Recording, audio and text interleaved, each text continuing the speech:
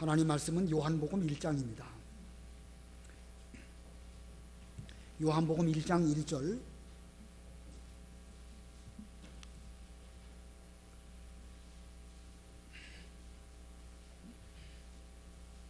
요한복음 1장 1절,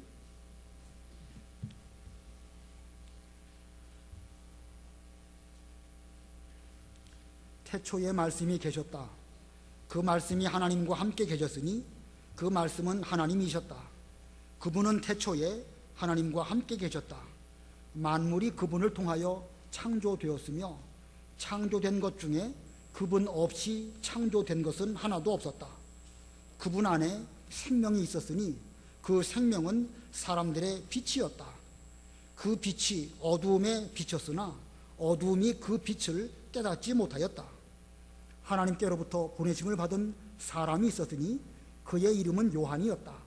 그가 빛에 대하여 증언하기 위하여 왔으니 이는 그를 통하여 모든 이들이 믿게 하려는 것이었다. 그러나 그 빛이 아니라 그 빛에 대하여 증거하러 온 것이다. 모든 사람을 비추는 참 빛이 세상에 오셨다.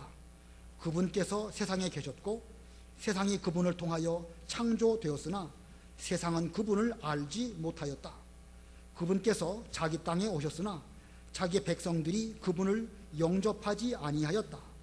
그러나 누구든지 그분을 영접하는 자들, 곧 그분의 이름을 믿는 자들에게는 하나님의 자녀가 되는 권세를 주셨으니 그들은 혈통에서나 육체의 뜻에서나 사람의 뜻에서 나지 않고 하나님께로부터 난 자들이다. 말씀이 육신이 되어 우리 가운데 계셔서 우리가 그분의 영광을 보았는데 아버지로부터 나신 유일하신 분의 영광이었으며 은혜와 진리가 충만하였다. 요한이 그분에 관하여 증언하며 외쳐 말하였다. 내가 말하기를 내 뒤에 오시는 분께서 나보다 앞서신 것은 그분께서 나보다 먼저 계셨기 때문이다 라고 한 것이 이분을 두고 한 것이다. 우리가 다 그분의 충만한 데서 받았으니 은혜 위에 은혜이다. 이는 율법은 모세를 통하여 받았고 은혜와 진리는 예수 그리스도를 통하여 왔기 때문이다. 일찍이 아무도 하나님을 보지 못하였으나 아버지의 품속에 계신 유일하신 하나님께서 나타내 보이셨다. 거기까지 봉독하겠습니다. 오늘 본문 1절에 말씀이라는 단어가 나오죠. 태초에 말씀이셨다. 그 말씀이 하나님과 함께 계셨으니 그 말씀은 하나님이셨다. 또 14절에도 말씀이 육신이 되어 우리 가운데 계셔서 여기 말씀이라는 단어가 계속 나오고 있습니다. 오늘 제목이 말씀, 말씀이라는 제목입니다. 이제 2015년도 다음 주부터는 7월달 넘어가서 2학기가 되어지는데 2학기 기간 동안에는 요한복음을 성경 공부로 배우게 되겠습니다. 요한복음, 4복음서 중에 한 권이지만 마태, 마가, 누가는 공관복음이라고 불려지고 요한복음은 공관복음은 아닙니다. 공관이라는 말은 공통적으로 본 그런 복음이다. 공통할 때 공자고 볼 관자, 공관복음. 마태, 마가, 누가는 공관복음이라고 하지만 요한복음은 공관복음이 아니고 그냥 4복음서 중에 한 권입니다.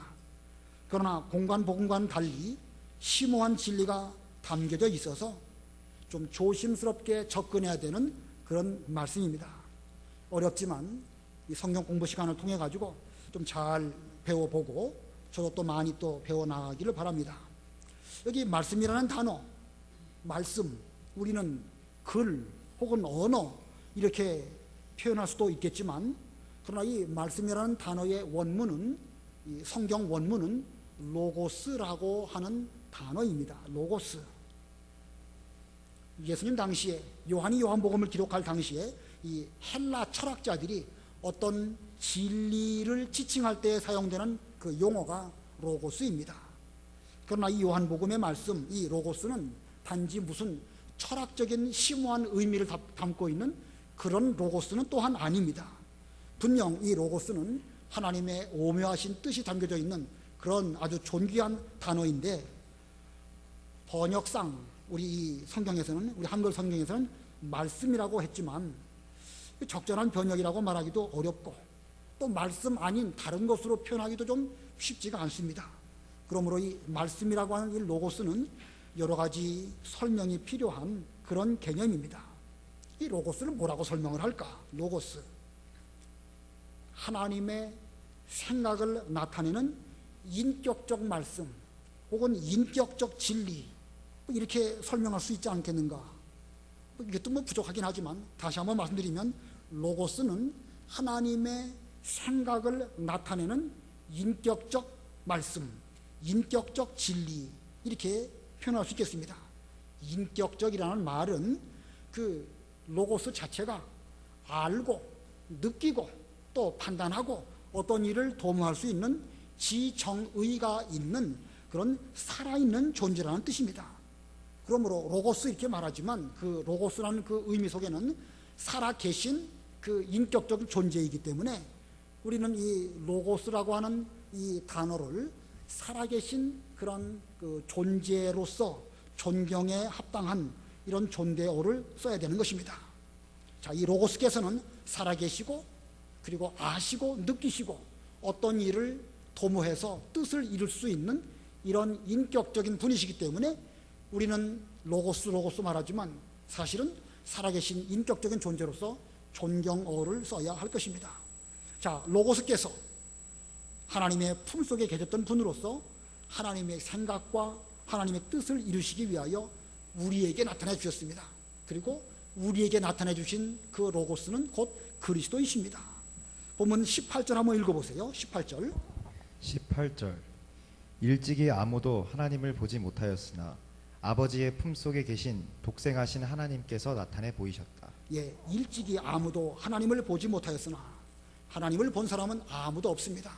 그러나 하나님께서는 지정의가 계시고 그 마음속에 하고자 하시는 뜻을 나타내 보여주시는데, 그 하나님 아버지께서 그분의 품속에 계셨던 로고스를 우리에게 나타내 보여주실 때에 독생하신 하나님으로 나타내 보여주셨다, 이렇게 말하고 있습니다. 자, 그래서 이 로고스께서는 하나님의 품속에 계셨던 분으로서 하나님의 생각, 하나님의 뜻을 이루시기 위하여 우리에게 나타내 주셨는데, 로고스께서 우리에게 나타내 주실 때에 그리스도로 나타내 주셨다. 자, 그런 면에서 그리스도는 구약시대에도 계셔서 일하셨고 신약시대에도 역시 일하고 계시고 영원 전부터 영원 후까지 계신 그런 분이십니다. 자, 이 로고스 참 쉽지가 않죠? 다시 한번 정리해서 말하면 로고스께서는 본래 하나님의 품속에 계신 분이십니다. 그리고 하나님의 생각과 뜻을 나타내 보이시려고 그리스도로 오셨습니다. 그리스도로 나타나셨다. 그리고 그리스도께서는 창조와 구원 사역으로 일하셨고 지금도 일하시는데, 그분께서 하나님 우리에게 나타내 주실 때에 독생자로 나타나셨습니다. 그래서 독생자 예수님께서는 보이지 아니하시는 하나님의 모든 생각과 뜻을 완전히 다 아시고 다 아시는 그 뜻을 이루시는 그런 그리스도이신 것입니다. 다 순종하신 것이죠. 자, 이런 정도로 요지를 먼저 말씀을 드렸고, 또 본문을 통해서 좀 더 이 말씀 로고스에 대해서 살펴보도록 하겠습니다. 자, 이 말씀은 어떤 말씀이신가? 네 가지를 먼저 말씀을 드리면, 말씀은 어떤 말씀이신가? 첫 번째, 태초부터 계신 말씀입니다. 태초부터 계신 말씀, 본문 1절 2절 읽어보시기 바랍니다. 1장 1절.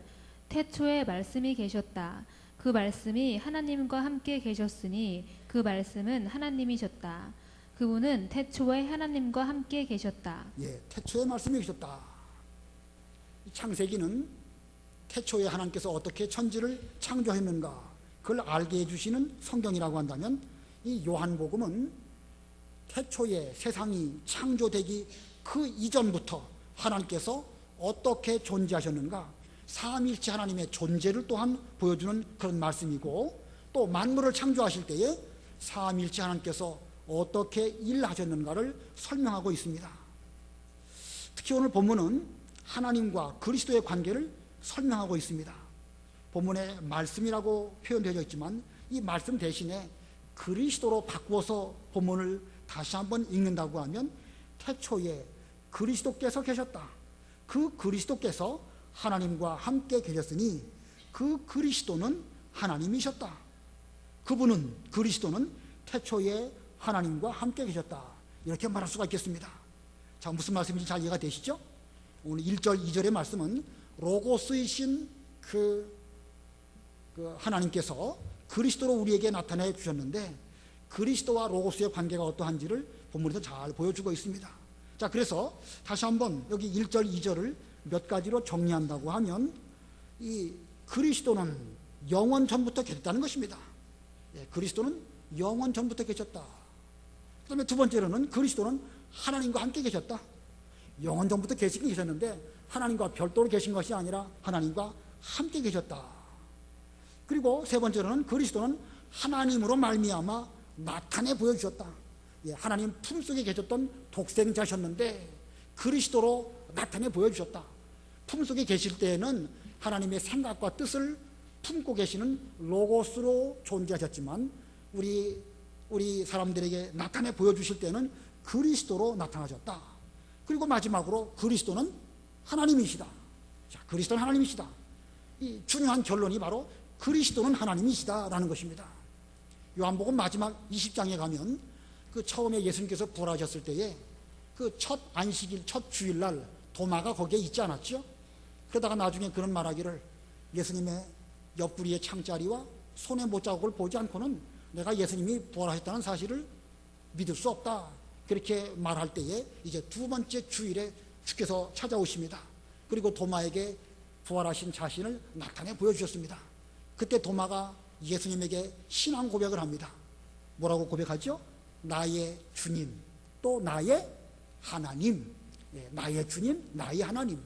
이 도마의 신앙 고백은 대단히 위대한 신앙 고백입니다. 지금까지 예수님을 그리스도, 예수님, 독생자, 구원자 이런 정도로 느꼈는데 알았는데 그 시점에 그는 이 주님은 그리스도이실 뿐만 아니라 하나님이시다 라고 하는 진리를 예수님에게 고백을 하고 있습니다. 그러므로 요한복음 20장에 나타나 있는 이 도마의 고백은 도마의 고백이기도 하지만 요한복음을 기록한 요한이 나타내고자 하는 궁극적인 진리입니다. 그리스도는 누구시다? 그리스도는 하나님이시다 라고 하는 진리를 이 요한복음 앞에서부터 말씀하고 있고 이제 20장에 가면 도마의 고백을 통해서 나의 주님, 나의 하나님이라고 하는 위대한 고백을 하고 있는 것입니다. 그래서 여러 가지로 말씀을 드렸지만 그리스도는 하나님이시다 라고 하는 핵심적인 이 진리를 분명히 기억하시고 또 주일학교 학생들에게도 이 부분을 잘 가르쳐야 될 것입니다. 자, 두 번째 말씀은 어떤 말씀이신가? 두 번째 대지 말씀은 만물을 창조하신 말씀입니다. 만물을 창조하신 말씀. 3절 4절 읽으셔요. 3절 만물이 그분을 통하여 창조되었으며 창조된 것 중에 그분 없이 창조된 것은 하나도 없었다. 그분 안에 생명이 있었으니 그 생명은 사람들의 빛이었다.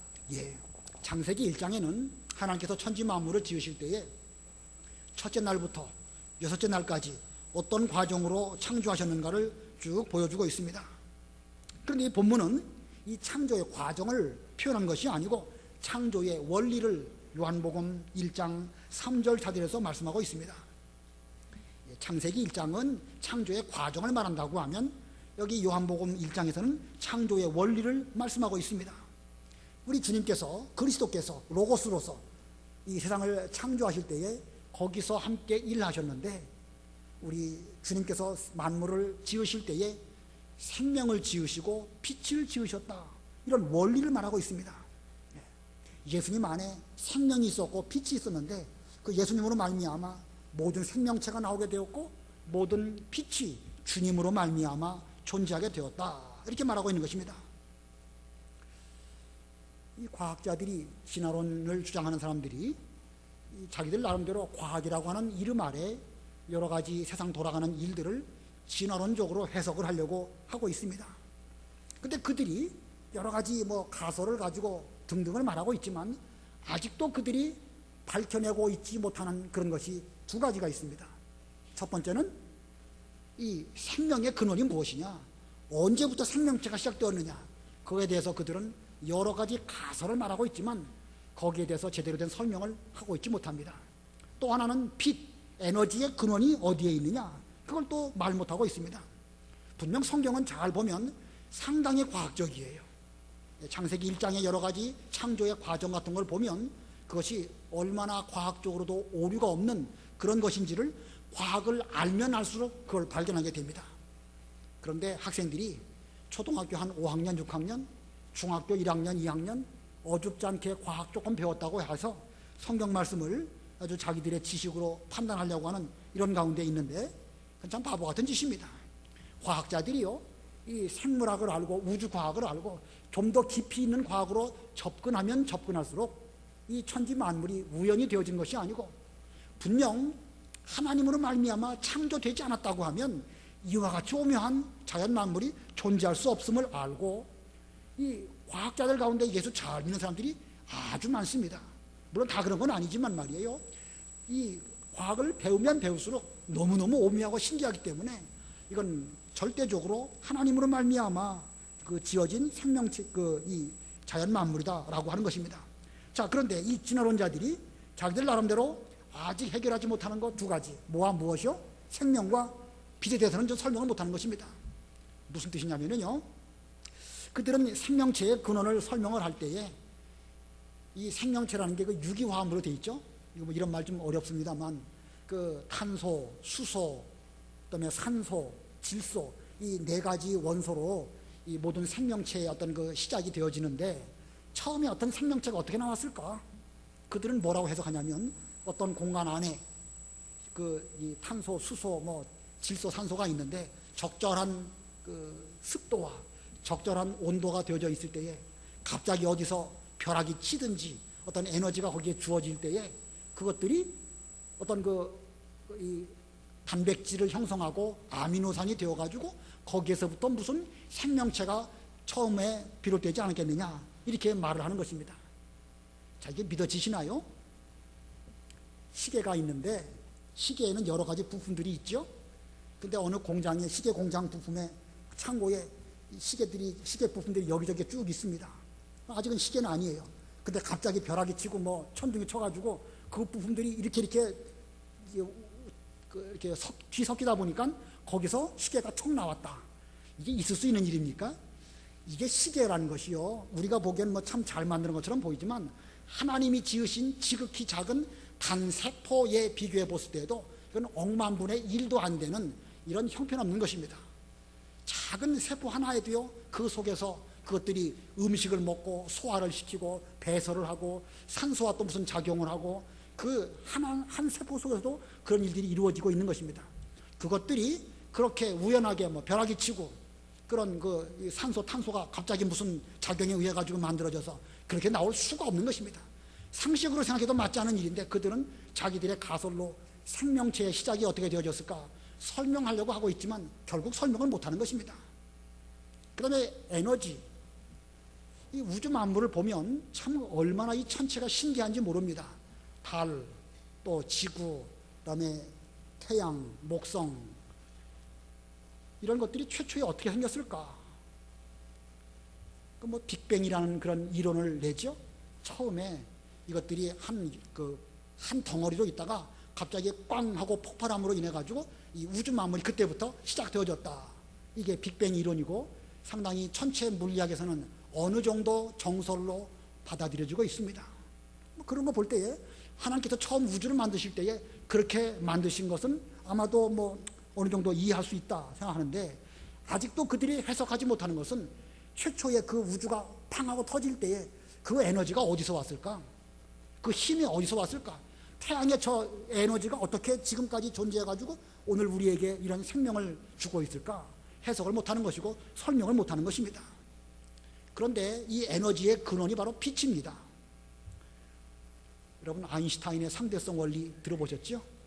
에너지 E는 이코르 MC 스퀘어. MC 스퀘어 들으셨죠? 그게 상대성 이론이에요. 거기서 말하는 M은 질량이고 C는 빛의 속도입니다. 빛에서부터 에너지가 나온 거예요. 자, 오늘 본문에 이 말씀으로 말미암아 생명과 빛이 되었다고 그랬죠? 예수님은 우리의 생명과 빛입니다. 물론 여기서 말씀하시는 생명과 빛이라는 것은 무슨 생물학적인 빛, 혹은 물리학적인 빛, 생물학적인 생명, 이것만을 말한 건 아니에요. 그러나 분명 과학적인 면으로 자연 만물을 놓고 볼 때에도 하나님께서 말씀으로 만물을 창조하실 때에 예수님께서 생명의 근원이 되셔가지고 만물을 지으실 때에 종류대로 창조하셨고, 해와 달과 별들을 만드실 때에도 주님 안에는 빛이 계셔서 그 빛으로 말미암아 모든 천체 만물을 주께서 지으셨다는 것입니다. 그래서 이 그리스도는 생물학적으로도 물리학적으로도 생명과 빛의 근원이십니다. 그러나 물론 본문 속에는 단순히 생물학적인 물리적인 그런 빛을 말한 건 아닙니다. 본문은 우리에게 영적 생명과 영적 빛을 비추시는 분으로 그리스도이심을 교훈하고 있습니다. 그래서 우리가 예수를 믿고 구원받을 때에 중생하게 되는데, 우리에게 대한 중생한 영혼의 그 생명, 중생한 영혼이 살아가는 데 필요한 그 영적 에너지, 누구로부터 오는 것입니까? 예수님으로 말미암아 오는 것입니다. 우리의 중생도 그리스도로 말미암아 되는 것이고, 중생한 이후에도 계속해서 그리스도께서 우리에게 빛을 주시고 생명을 주시고, 그래가지고 주님을 본받아서 신앙생활을 잘할 수 있도록 계속해서 우리에게 역사하시는 이런 그리스도이십니다. 그러므로 그리스도는 말씀으로 만물을 지으실 뿐만 아니라 계속해서 우리에게 빛과 생명으로 찾아오셔서 우리를 올바른 길로 인도하시는 그러한 그리스도이신 것입니다. 자, 이 그리스도에게 있는 생명과 빛으로 죽었던 우리 모두가 중생하게 되었고, 중생한 이후에도 계속해서 하나님을 향하여 신앙적인 성장하는 데 필요한 생명과 빛을 예수님으로 말미암아 받아가고 있다. 이 두 번째고, 세 번째 말씀은 어떤 말씀인가? 어두움과 모든 사람에게 비추는 말씀입니다. 예수님은 말씀이신데 어두움과 모든 사람에게 비춰주시는 그런 말씀입니다. 본문 5절 읽어보세요. 5절. 그 빛이 어두움에 비쳤으나 어두움이 그 빛을 깨닫지 못하였다. 예, 빛이신 로고스이신 예수님께서 어두움 가운데 빛을 비춰주셨는데 어두움이 그 빛을 깨닫지 못하였다. 자, 왜 그랬겠죠? 왜 이 세상에 대하여 그리스도께서 빛을 비춰주셨는데 그들이 왜 그 빛을 깨닫지 못하였을까? 세상은 죄 가운데 있어서 빛이신 그리스도를 알지도 못하고 깨닫지도 못하고 받아들이지도 못했습니다. 이것은 그리스도이신 그 빛이신 로고스께서 무슨 능력이 약하거나 부족해서 그런 것이 아니고 일반 은총적으로 자연적인 계시 속에서 나타난 그런 방법으로는 사람들이 그리스도를 알고 그리스도를 느끼고 그리고 그리스도를 믿을 수도 없다는 것을 보여주는 것입니다. 자연 만물이나 우주과학이나 원자학이나 등등을 볼 때 얼마나 오묘한 그것들이 만물 속에 잘 깃들어 있습니다. 그걸 보면 창조주는 분명 하나님이시구나, 하나님으로 말미암아 우리에게 빛을 비춰주시는 그 원리를 발견해야 정상임에도 불구하고 우리 사람들이 죄 가운데 있기 때문에 그리스도를 알지도 못하고 느끼지도 못하고 믿지도 못했다는 것입니다. 그래서 하나님께서는 빛에 대하여 증언하는 사람들을 보내주셨습니다. 본문 6절부터 8절까지 읽으셔요. 6절. 하나님께로부터 보내심을 받은 사람이 있었으니 그의 이름은 요한이었다. 그가 빛에 대하여 증언하기 위하여 왔으니 이는 그를 통하여 모든 이들이 믿게 하려는 것이었다. 그는 그 빛이 아니라 그 빛에 대하여 증언하러 온 것이다. 예, 증언한다, 증거한다라고도 쓰기도 하고 증언한다라고도 바른 성경에 번역되어져 있는데 어법으로 볼 때는 증언이 맞습니다. 그러나 우리가 증거한다는 말을 많이 써서 오히려 더 익숙한데 둘 다 맞는 말이니까 어법적으로는 그렇고 또 증거한다고 말 쓴다고 해서 못 알아들을 리는 없을 것이고, 우리 바른 성경에는 증언한다. 자, 이 빛에 대하여 증언하는 사람으로 하나님께서는 여러 선지자들을 보여주셨습니다. 구약시대에도 많은 선지자들을 보내주셨고 구약시대의 제일 끝 예수님 오시기 직전에 마지막 선지자로 요한을 보내주셨습니다. 신앙 원리로 구별해 볼 때에 요한은 구약시대의 마지막 선지자라고 할 수가 있습니다. 자, 이 세례 요한이 온 것은 빛에 대하여 증언하기 위해서, 로고스 즉 그리스도에 대하여 증언하기 위하여 왔습니다. 그러므로 요한은 빛 자체가 아니에요. 요한이 우리에게 빛을 주고 생명을 주고 구원해 주고 이게 아니고 단지 그는 앞으로 그리스도가 오시는데 그분은 생명의 근원이시고 우리에게 빛을 비춰주시고 또 우리를 구원해 주시는 분이십니다 라고 증언하기 위하여 요한이 왔다는 것입니다. 구약시대의 모든 선지자들이 다 그렇습니다. 아브라함이나 모세나 엘리야나 이 사람들이 궁극적으로 우리에게 구원을 주는 그런 존재가 아니고 그들은 단지 앞으로 그리스도가 오실 것을 예언하기 위하여 하나님이 사용하셨던 증언자들입니다. 자, 아무튼 이 구약시대 그리고 세례 요한까지 빛에 대하여 증거자가 많이 있었지만 사람들은 그 빛에 대해서 그리스도에 대해서 온전히 깨닫지 못했습니다. 아무리 위대한 선지자나 사람이라도 이 빛이 아닌 이 사람을 구원하거나 살릴 수가 없습니다. 그들은 빛이 아니기 때문에 사람을 구원하거나 살릴 수 없습니다. 그들은 빛에 대해서 계속해서 말해 주었지만 사람들은 끝까지 깨닫지도 못하였습니다. 물론 그 가운데 전혀 깨닫지 못하는 사람이 없는 건 아니에요. 많은 사람들이 그리스도에 대해서 나타내기도 하고 믿기도 하고 구원을 받았지만 그러나 그 깨닫고 그리스도를 믿은 사람이 그렇게 많지도 않았거니와 깨닫는다 해도 온전히 깨닫는 자는 아무도 없었습니다.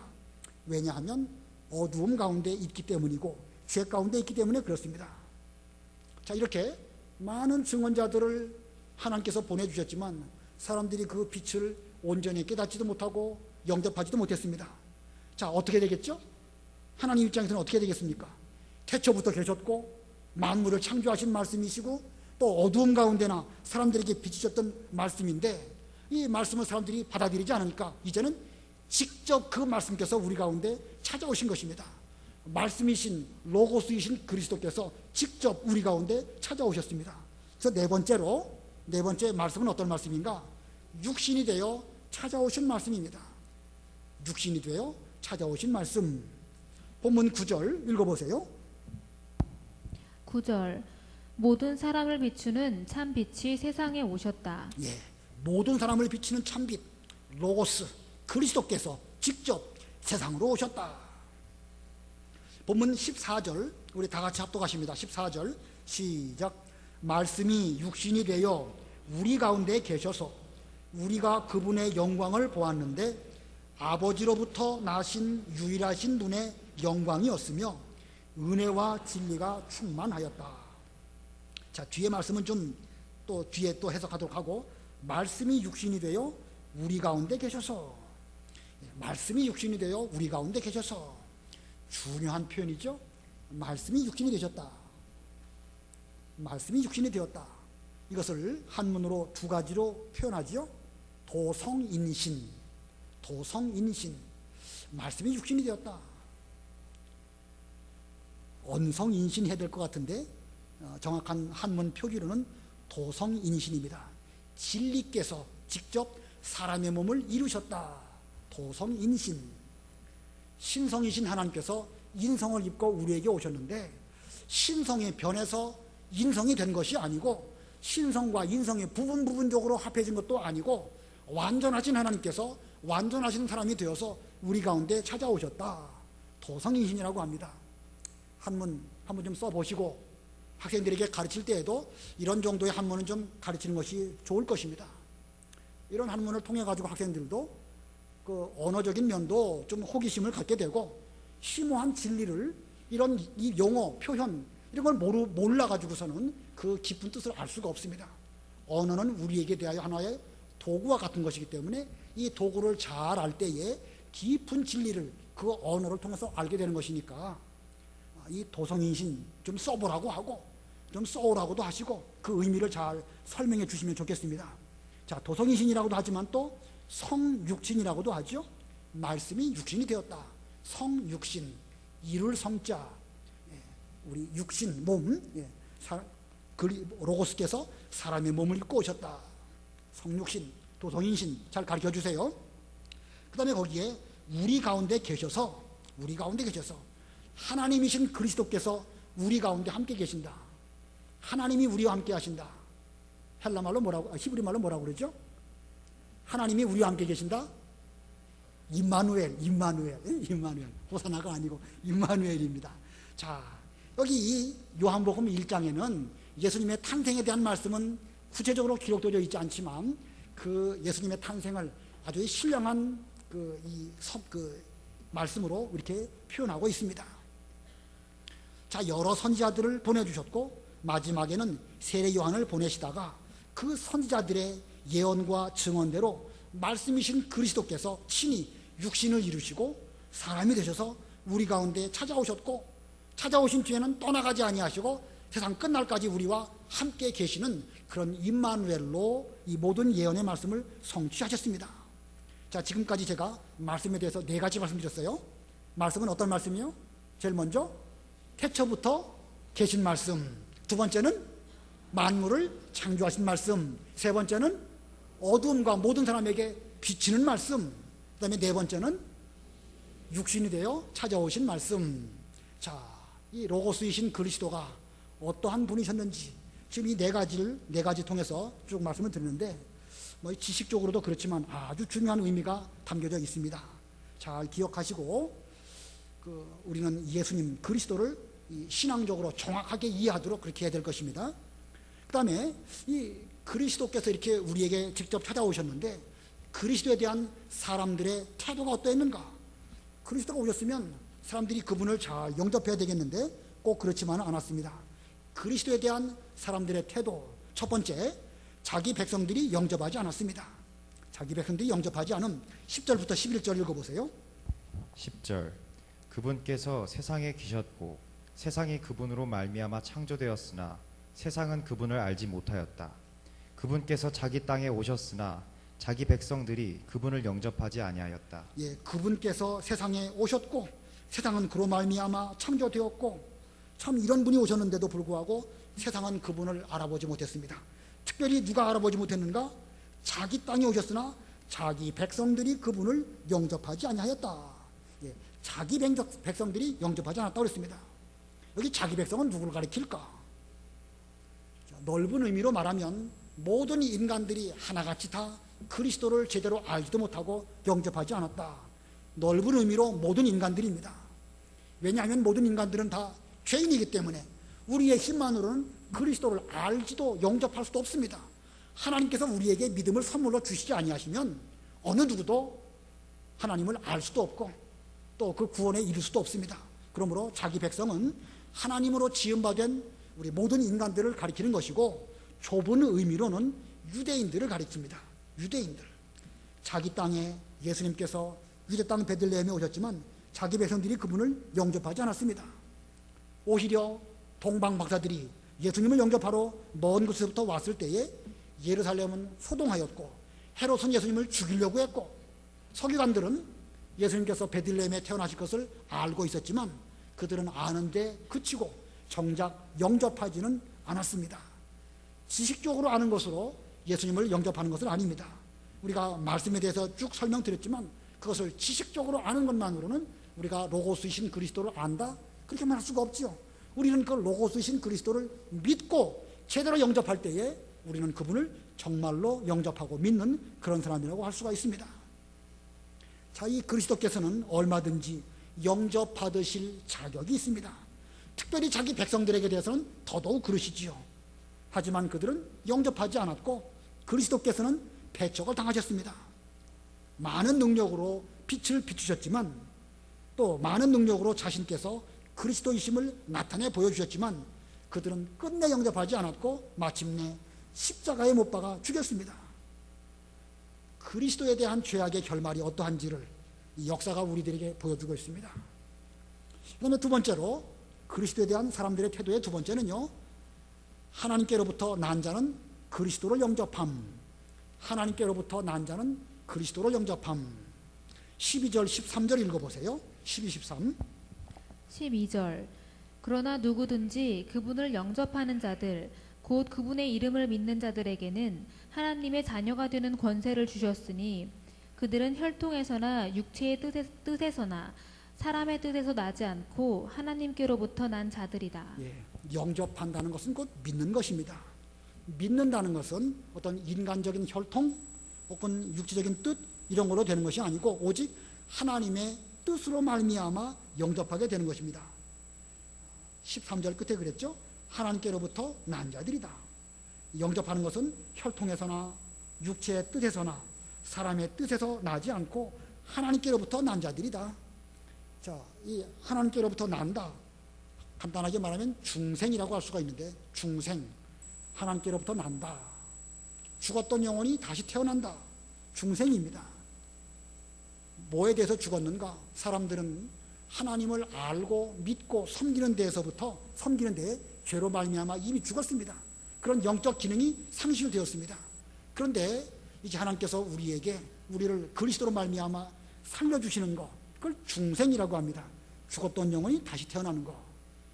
무거울 중자를 쓰고 나을 생자를 씁니다.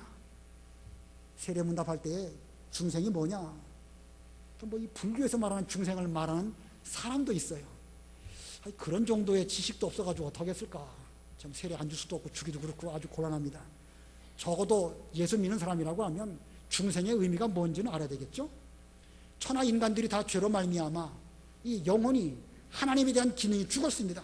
하나님을 알지도 못하고 믿지도 못하고 섬기지도 못하는 이런 죽은 상태에 있었는데 이제 예수 그리스도를 우리에게 보내주실 때에 믿음으로 말미암아 죽었던 영혼이 다시 태어나는 거. 그래서 중생, 그 중자는 무거울 중자이기도 하지만 거듭이라는 뜻이 있습니다. 거듭, 중생, 그러므로 거듭 태어난다, 그런 뜻입니다. 우리는 중생한 사람들, 이들은 곧 하나님께로부터 난 자들입니다.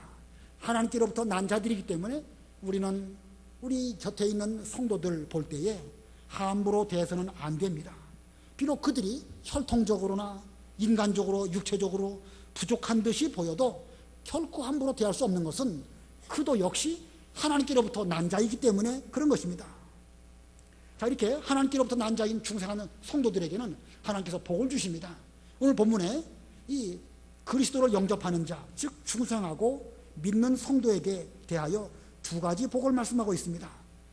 영접하는 자에게 주시는 두 가지 복. 첫 번째는 하나님의 자녀가 되는 권세를 주셨다고 그랬습니다. 하나님의 자녀가 되는 권세를 주심. 그 12절 끝에 그랬죠? 12절 다시 보면 그러나 누구든지 그분을 영접하는 자들, 곧 그분의 이름을 믿는 자들에게는 하나님의 자녀가 되는 권세를 주셨으니. 자, 그러므로 우리는 중생한 우리들은 이제 하나님께로부터 자녀가 되는 권세를 받았으니까 우리는 이제부터 당당하게 살아야 됩니다. 죄에 대해서도 당당해야 될 것이고 세상 물질에 대해서도 당당해야 될 것이고 그 모든 면에 대해서 우리는 당당하게 나는 하나님의 자녀다. 시시하게 물질 얼마 가지고 기죽지 말고 좀 여러 가지 세상적으로 어려운 것 때문에 위축되지 말고 하나님의 자녀답게 당당하게 사는 그런 우리가 되어야 될 것입니다. 우리에게 주신 바 권세를 사용해서 세상을 믿음으로 사는 그런 우리가 되어야 되겠습니다. 두 번째 어떤 복을 주시는가? 은혜와 진리를 받음. 은혜와 진리를 받음. 14절부터 17절까지 길지만 좀 읽어보세요. 14절 말씀이 육신이 되어 우리 가운데 계셔서 우리가 그분의 영광을 보았는데 아버지로부터 독생하신 분의 영광이었으며 은혜와 진리가 충만하였다. 요한이 그분에 관하여 증언하며 외쳐 말했다. 내가 말하기를 내 뒤에 오시는 분께서 나보다 앞서신 것은 그분께서 나보다 먼저 계셨기 때문이다 라고 한 것이 이 분을 두고 한 것이다. 우리가 다 그분의 충만한 데서 받았으니 은혜 위에 은혜이다. 이는 율법은 모세를 통하여 받았고 은혜와 진리는 예수 그리스도를 통하여 왔기 때문이다. 예수님에게는 영광이 있었는데 아버지께로부터 나신 유일한 분의 영광이고 그리고 은혜와 진리가 충만하다. 예수님에게는 은혜와 진리가 충만하다. 이 은혜와 진리, 우리 사람에게는 지성과 감성이 있죠. 무엇을 아는 지적인 면도 있고 무엇을 느끼는 감성적인 면이 있습니다. 사람의 이 양면이 잘 조화를 이룰 때에 그 사람은 건강한 사람입니다. 알기는 많이 아는데 느낌이 없고 감성적으로 좀 부족하다. 그러면 정서적으로 좀 문제가 있습니다. 느낌도 좋고 또 참 예민하게 무엇을 깨닫기도 하고 그러는데 지적으로 좀 부족하다. 그럼 그 역시 부족한 문제가 있습니다. 사람에게는 지성과 감성, 양면을 잘 겸비할 때 건강한 사람이라고 할 수가 있습니다. 영적으로는 어떨까요? 영적으로 우리도 영적인 존재인데 이 영적인 존재 역시도 지성적인 면으로는 진리에 대해서 우리가 많이 알아야 됩니다. 진리를 똑바로 알지 못하면 지식 자체가 흔들리기 때문에 건강한 신앙생활을 할 수가 없습니다. 영적으로 우리는 진리가 반드시 필요하고 진리뿐만 아니라 은혜면이 또 필요합니다. 은혜면은 영적인 느낌이라고 말할 수 있겠죠. 하나님께서 우리에게 어떤 깨달음도 주시고 느낌도 주시고 그로 말미암아 기쁘고 때로는 죄에 대해서 통회하고 이런 느낌이 있어야 되는데 그것이 곧 은혜라는 표현을 할 수 있습니다. 그래서 우리 영적인 존재로 놓고 볼 때에 지성적인 면은 진리로 표현할 수 있고 감성적인 영적인 상태를 은혜라고 말할 수 있습니다. 우리의 신앙이 이 두 면이 올바로 겸비될 때에 건강한 신앙이라고 할 수가 있습니다. 우리가 하나님을 배워나갈 때에 성경을 통해서 많은 진리를 배웁니다. 근데 진리를 많이 배우긴 배우는데 느낌이 없다, 기쁨과 감동이 없다, 그냥 지식적으로는 잘하는데 뭐 깨달음도 없고 기뻐 뛰노는 그런 면도 없고 그 좀 부족한 것이죠. 그렇게 되지 않도록 조심해야 됩니다. 근데 거꾸로 또 성경은 몰라요. 지식도 없고 그 구원받는 도리도 모르고 그런데 또 느낌으로는 또 많이 느껴가지고 막 기쁘고 뛰놀고 박수치고 좋아하고 그것만 잘하면 이 신비주의적으로 가는 것이죠. 그러니까 이 양면, 은혜와 진리 이 양면이 겸비되어질 때에 건강한 신앙이라고 할 수 있는데 그 은혜와 진리 양면이 다 예수님 그리스도이신 그분 안에 충만하다고 그랬습니다. 예수님 안에 은혜와 진리가 충만한데 그 충만한 은혜와 진리를 우리 주님께서 우리들에게 주시려고 그 이전에는 여러 선지자들을 통해서 때로는 말씀을 통해서 때로는 기도하는 가운데 우리에게 나타내 주십니다. 요한도 그 예수님에 대하여 증언하였습니다. 내가 말하기를 내 뒤에 오시는 분께서 나보다 앞서신 것은 그분께서 나보다 먼저 계셨기 때문이다 라고 한 것은 이분을 두고 한 것이다. 우리가 다 그분의 충만한 데서 받았으니 은혜 위에 은혜이다. 지금까지 은혜를 많이 받았지만 그 은혜가 주님으로 말미암아 또 넘치고 또 차고 또 넘치고 은혜 위에 은혜를 풍성하게 받게 된다. 은혜 위에 은혜다. 근데 왜 진리 위에 진리라는 말은 없을까? 좀 생각을 해봤습니다. 왜 진리 위에 진리라는 말은 없고 은혜 위에 은혜라는 말씀은 있을까? 우리의 은혜는 전에 받았던 은혜 위에 또 계속 받을 수 있죠. 진리는 어떻죠? 진리는 구약시대의 진리나 신약시대의 진리나 앞으로의 진리나 진리는 요지부동 그건 변함이 없는 것입니다. 진리는 확고부동한 것이지 더 받고 덜 받고가 없는 거예요. 그러나 은혜는 그렇지 않겠죠. 계속 받고 또 받고. 아무튼 뭐 좀 의미를 좀 생각해 보시기 바랍니다. 저도 어떤 그 인간의 표현이나 말로 잘 설명드리기도 어렵고 아주 심오한 뜻이 있기 때문에 왜 은혜 위에 은혜이다 라고 말씀하시면서 진리에 대해서는 그렇게 표현하지 않았을까 한번 생각해 보시고 17절 이는 율법은 모세를 통하여 받았고 은혜와 진리는 예수 그리스도를 통하여 왔기 때문이다. 세례 요한이 이렇게 말을 했습니다. 자, 지금까지 우리가 이 말씀에 대해서 배웠습니다. 말씀, 로고스, 그리스도. 가장 중요한 것은 그리스도는 곧 하나님이시다 하는 거 잘 기억하시고 그것을 학생들에게 가르쳐야 되겠습니다. 아까 그 로고스 말씀에 대해서 태초부터 계신 말씀이요 만물을 창조하신 말씀이요 어두움과 모든 사람들에게 비치는 말씀이고 또 육신이 되어 찾아오신 말씀이다. 자, 그런 가운데서 이제 그 말씀께서 그리스도께서 우리 가운데 계신다고 그랬습니다. 우리에게 권세도 주시고 은혜와 진리를 충만케 하시는 이런 가운데 계시니까 지금 우리 가운데 함께 계시는 그리스도로 말미암아 우리는 좀 더 많은 권세를 얻어야 되겠고 그 권세를 사용해서 죄를 이기고 하나님의 교회를 잘 세워나가는 이런 우리가 되어야 되겠고 또 계속해서 은혜와 진리가 충만한 이런 신앙생활을 주님으로 말미암아 계속 생명과 비침을 받아서 그와 같은 신앙생활을 잘하는 우리 모두가 다 되기를 바랍니다. 기도하겠습니다.